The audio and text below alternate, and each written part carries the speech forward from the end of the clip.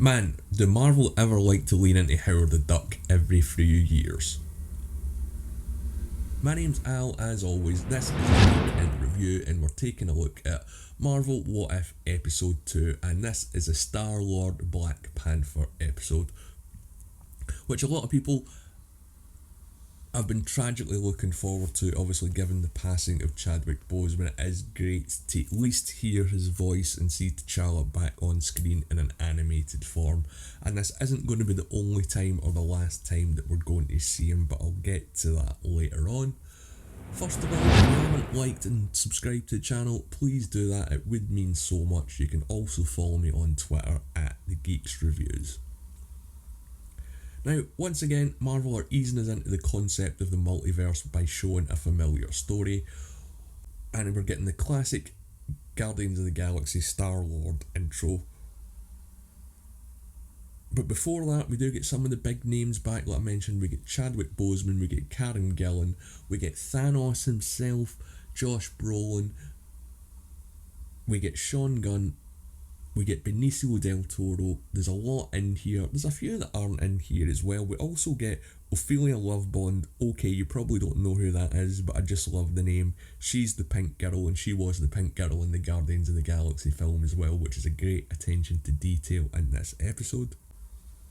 And as I said in my last video, I think that Marvel are showing us something that we're familiar with to ease us into the idea of the multiverse, because if you're only a very casual fan of Marvel, or you only pick up the films or the shows on a casual or semi-casual basis, this is going to be quite hard to follow. So seeing something that you already know from a different or alternative point of view makes it a lot easier to get your head round when they're going to get into the much more mind-bending stuff with Doctor Strange and Spider-Man. We think.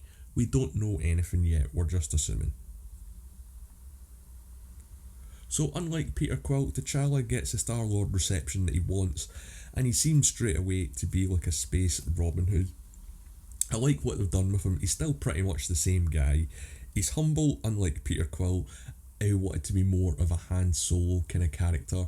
And I think that's just the way that the differences between how they grew up. Peter Quill was an American in the 80s, and T'Challa was this guy who's been groomed to a role. And this episode does focus a lot on that and what his father's expectations were of him. This is how he became Star-Lord, as he ran away from Wakanda and he got picked up by Raglan instead of Yondu, because Yondu outsourced the job, and because of all the vibranium in Wakanda, they detected sort of cosmic energy, so they assumed that he was the kid that they were looking for. And from that, the rest of the story seems to be pretty similar, that he fell in with the Ravengers, but unlike Peter Quill, he seemed to reform them, and they've now become, let's say, this sort of space band of merry men, which includes a lot of familiar characters like Nebula, Thanos, Raglan, Taserface. There's a few more in there as well. This episode is packed with a lot of Easter eggs, especially stuff in the background when it comes to the Collector. Get away from this retelling of the Guardians opening, we can tell that T'Challa isn't going to be like the Star-Lord that we're familiar with.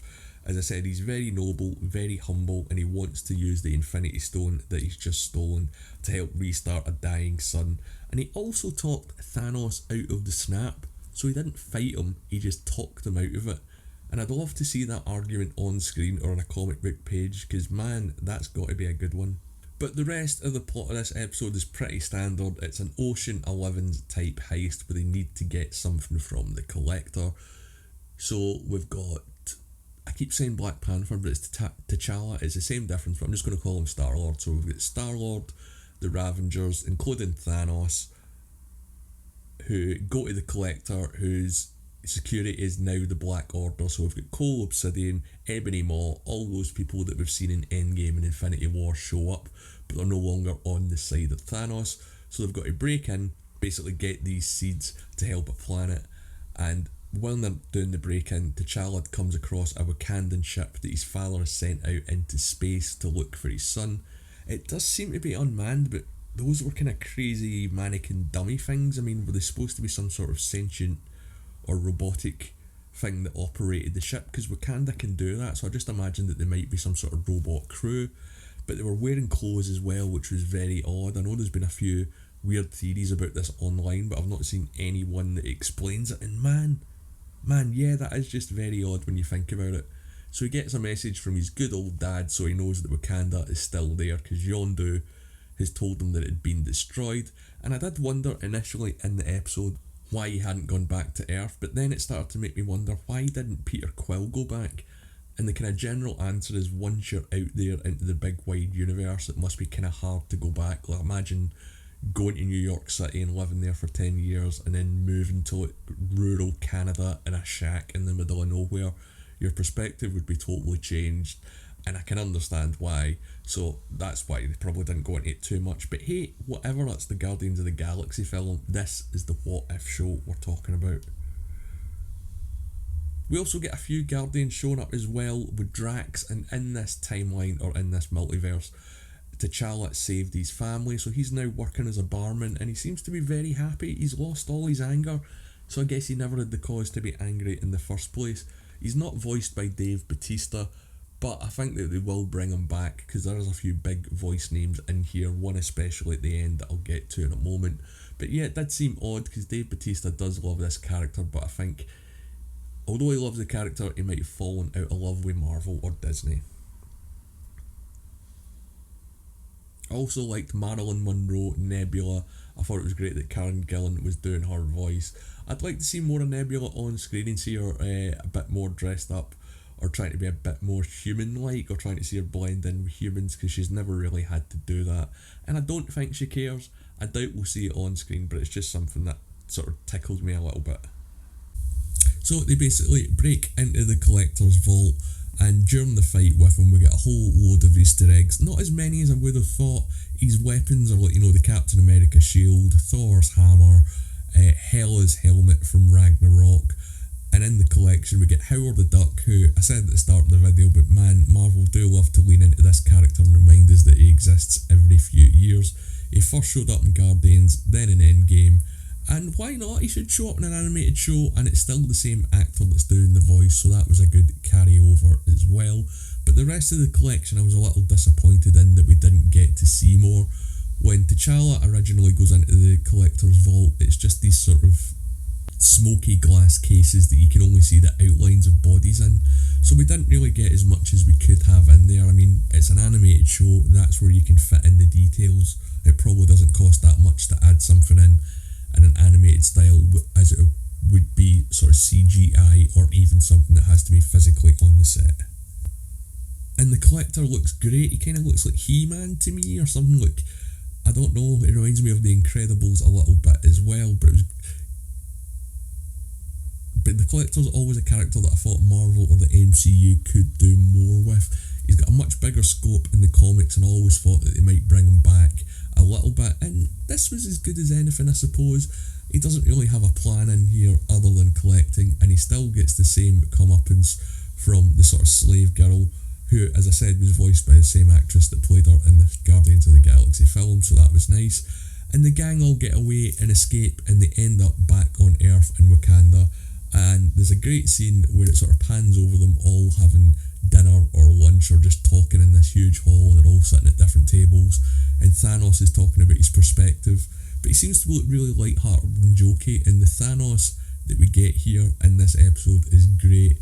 We'll never probably see him again outside of What If, but you never know. But I'd like if they did explore other aspects of Thanos' character, because it's interesting to see what this guy was like before he wanted to conquer the universe and before he had a bit of power, because he's just a sort of soldier or henchman in the sort of group which is kind of the Guardians of the Galaxy.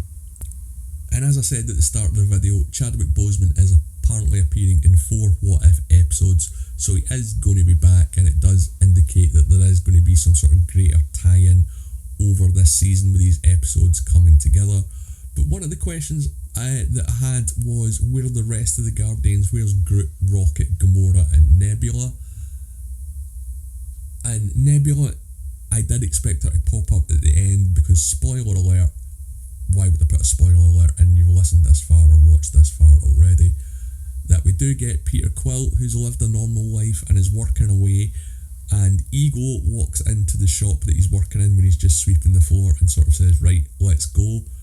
And then the Watcher cuts in and indicates that this is going to mean the end of the world. So will we see Ego and Peter Quill back? Yes, definitely, because I don't think they're going to bring Kurt Russell back just for 30 seconds and 2 lines of dialogue.